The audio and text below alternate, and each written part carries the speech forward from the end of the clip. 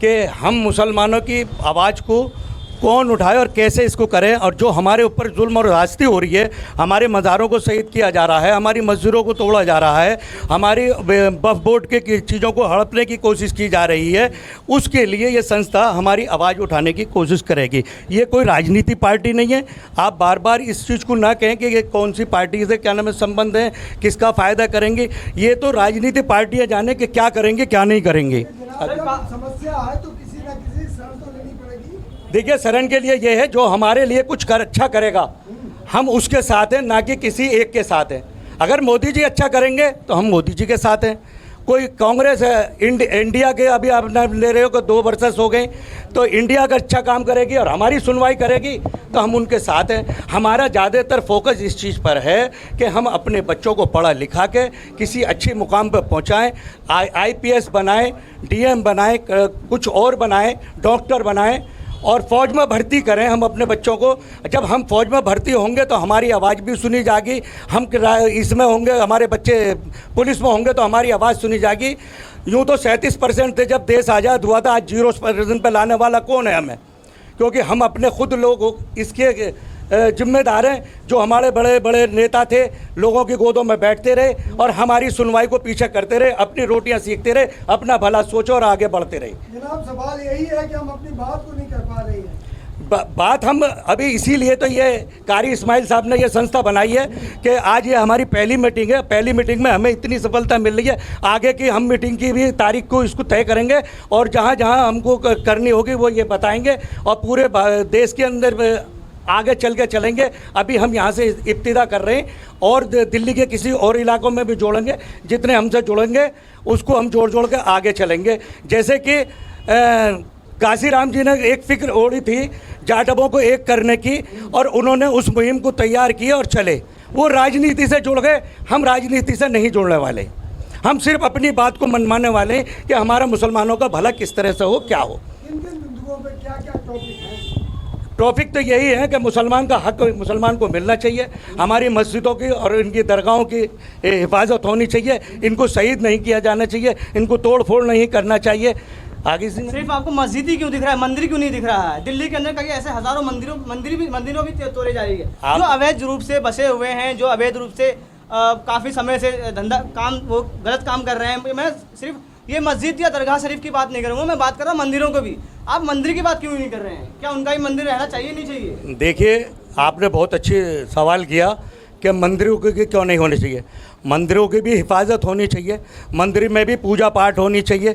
आज इतना चेंज कर दिया इन लोगों ने, जैसे कि क्या नाम है क्रिश्चियन यूँ करके करते थे, मंदिर में जाना गवारा ही नहीं कर रहे, दूर से ही हाथ जोड़ रहे और जा रहे हैं, अंदर न जा रहे। मैं जब छोटा सा था तो मैंने देखा देवी मंदिर में, हनुमान मंदिर में आरती होती थी तो पूरा मंदिर भरा रहता था। आज मंदिर खाली हैं। आप किस कदर के मंदिर बना रहे हैं, किस कदर के मस्जिदें बन रही हैं। जो पुरानी मस्जिदें हैं और नई मस्जिदें हैं उनको क्या नाम है भरो भाई, और मंदिरों को भी भरो। मैं ये नहीं कह रहा कि मंदिर की हिफाजत ना हो, मंदिर की भी हिफाजत हो, क्योंकि औरंगजेब रहमतुल्लाह अलैह ने बालाजी मंदिर भी बनवाया था। इस बात को भी आपको ध्यान में रखना चाहिए। आज उसका जो डर्रा हो रहा, जो पुराना जो हो रहा, झज्जर हो रहा, उसकी रिपेयरिंग भी नहीं कराई जा रही, क्योंकि औरंगजेब रहमतुल्लाह अलैह ने बनवाया था उसे।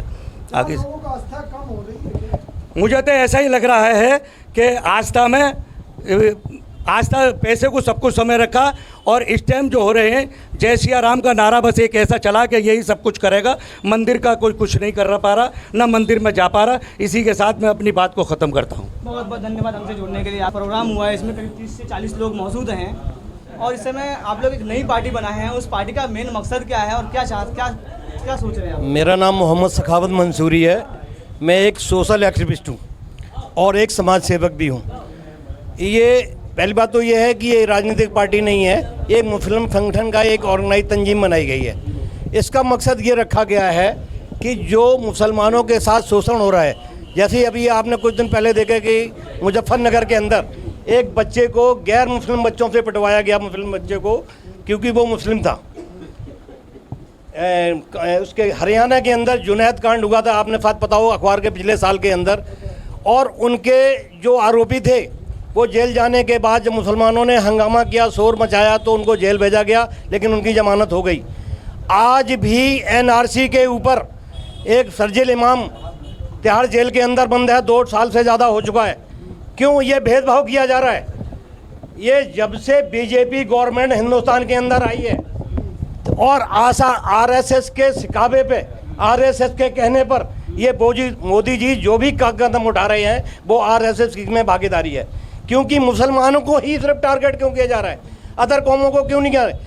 आपने देखा है कि जब हिंदू मुस्लिम का झगड़ा होता है तो उनसे कहा जाता है कि गर्व इसका हो हम हिंदू हैं, लेकिन जहाँ मस्जिद के अंदर, जहाँ मंदिर के अंदर के घुसने की बात आती है तो 2 दलितों से कह देती है तुम दलित हो, मंदिर में नहीं घुस सकते हो, तब हिंदू कहा जाता है?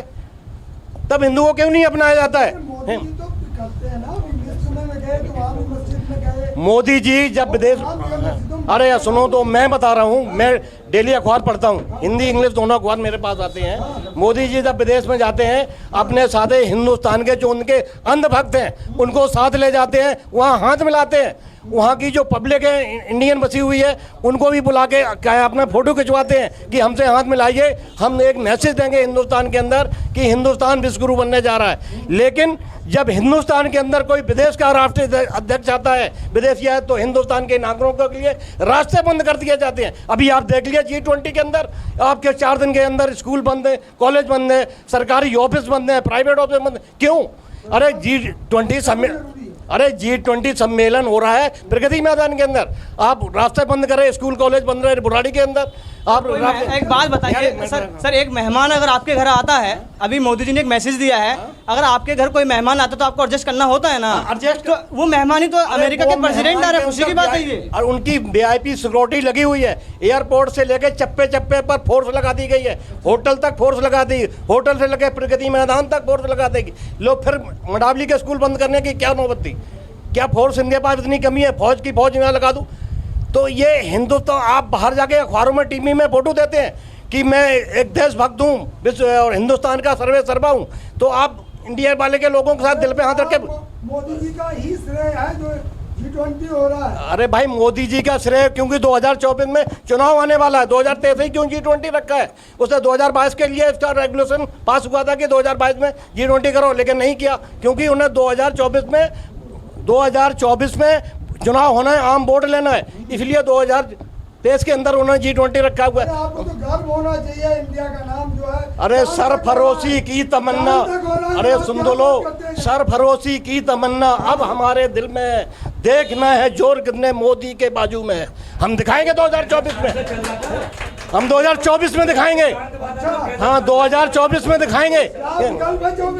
2024 में गल में है कि जो दलित है, मुस्लिम है, जिनके साथ शोषण हो रहा है, जो अपने हक के लिए आवाज उठा रहे हैं, उसकी बात तो आप करते नहीं है। लेकिन जब हम मंच पे जाते हैं तो वहाँ तो फोटो खिंचाने के लिए हम सब हिंदू मुस्लिम, अरे हिंदू मुस्लिम भाई भाई का नारा लगाते, हिंदू मुस्लिम भाई भाई का नारा देते हैं मंच पर, और जब बाहर जब हम मंच से नीचे उतरते हैं। देखिए यहाँ पे हमारे मुअज़्ज़ज़ लोग आए, सबका मैं शुक्रिया अदा करता हूँ, लेकिन फिर से मैं ये बता देना चाहता हूँ कि मोदी जो हमारे काबिल एहतराम प्रधानमंत्री है, देश के प्रधानमंत्री है, हमें हिंदुस्तान की किसी पार्टी से सब कोई बैर नहीं है, सबका हम सम्मान करते हैं।